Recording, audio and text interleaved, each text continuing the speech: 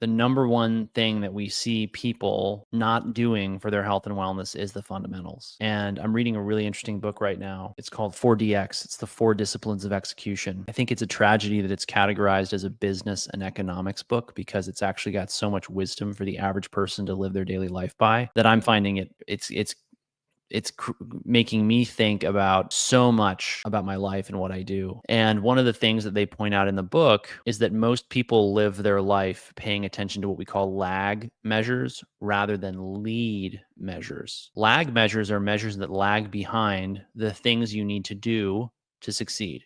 So for example, if you're starting a business and you base all your decisions on your, income statement, if you're running a household budget, anything you're running financially, if you're basing your decisions on the numbers on the balance sheet, W.E. Demings, who was like a guru of management in the early days of management study, said trying to run a business based on a profit and loss statement is like trying to drive a car by looking through the rearview mirror. And what he meant by that is you're actually seeing the results of past choices. And so lag measure is a great example in the health and wellness world would be things like the scale. Can't tell you how many people come to us saying, I want to lose weight. But what they don't realize is by fixating on the scale, they're fixating on the last thing that's going to change in this equation. And that's a lag measure. It's lagging behind their fulfillment of the choices necessary to cause the scale to change. Now, leaving aside whether or not anyone should care what the scale says, when we're coaching people, we introduce them to the concept of what I now know are called lead measures. A lead measure, there's 2 important characteristics to this for me. Number 1, lead measures are measures you can directly control. And number 2, lead measures are the measures that by paying attention to and choosing to influence, you will eventually get results. So what we see every time someone comes in who wants to lose weight, here's what we see happening. We get them to stop focusing and fixating on the scale. And then we introduce them to the lead measures that we know will get them success. Time outside. That's why we start them with 3 10-minute walks a day. Stress reduction. That's why we get them to take time for themselves and get things off their plate and frankly jettison as much responsibility as is practical or possible that's not serving them. We get them to look at things like HRV, respiratory rate. These are incredibly powerful, and they are lag measures in a way, but they're also lead measures in a way. They're really powerful insights into your health and well-being.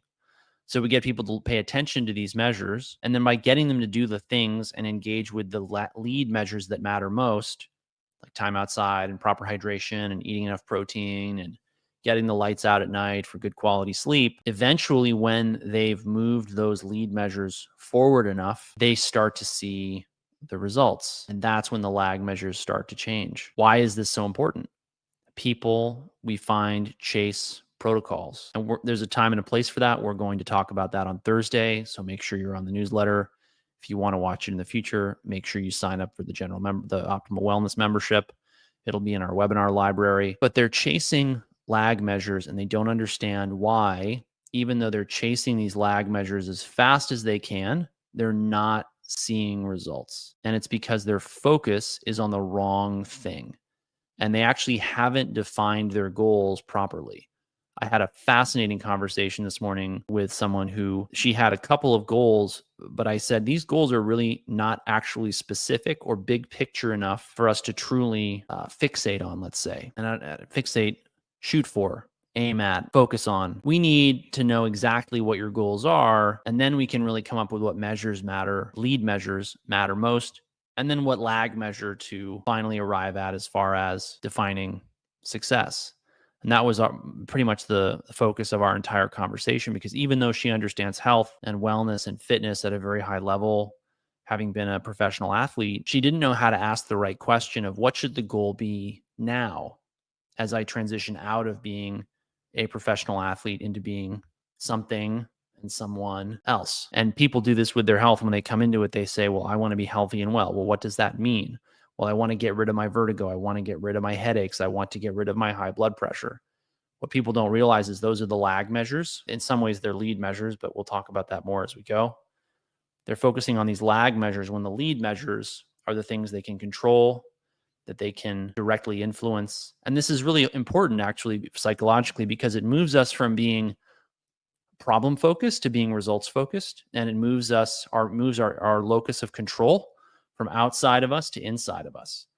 And one thing that I saw that frustrated people most about the last 4 years and how they were treated is they felt powerless, and that was absolutely by design. There was an agenda to cause people to feel like they were not in control of their lives and their destinies and what was happening to them, their communities, their loved ones. That feeling of powerlessness, if allowed to go on for long enough, will turn into a form of behavior we call learned helplessness, where people have learned that no matter what they do, they don't have control over their lives.